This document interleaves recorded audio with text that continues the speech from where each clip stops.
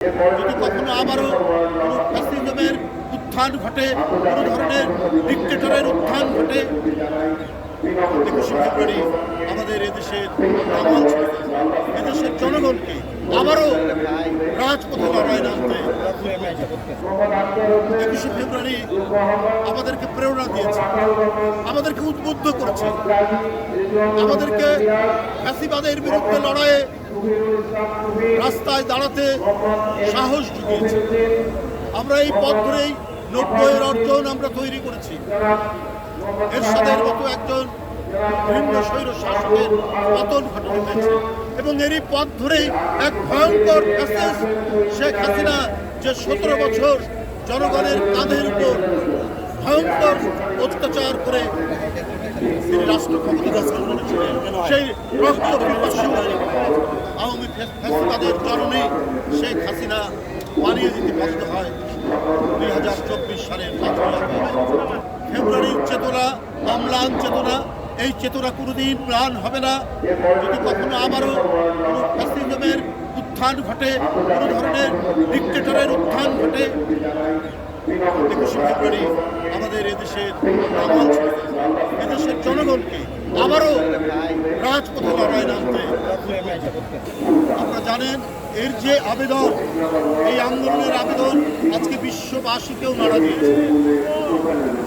ভাষার জন্য একটা জাতি এইভাবে জীবন দিতে পারে, এটা গোটা বিশ্ববাসী এটিতে উদ্বুদ্ধ হয়ে আজকে 21শে ফেব্রুয়ারিকে আন্তর্জাতিক মাতৃভাষা দিবস হিসেবে ঘোষণা করেছে।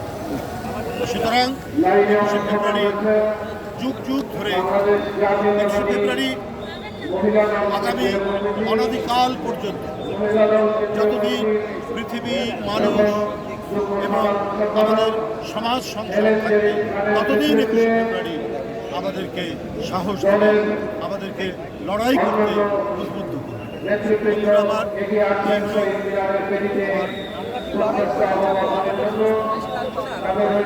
লড়াই তো আমাদের শুধুমাত্র লড়াই করা হচ্ছে আমাদেরকে গণতান্ত্রিক যে ব্যবস্থা, সেই ব্যবস্থার জন্য আমাদেরকে লড়াই করতে হবে।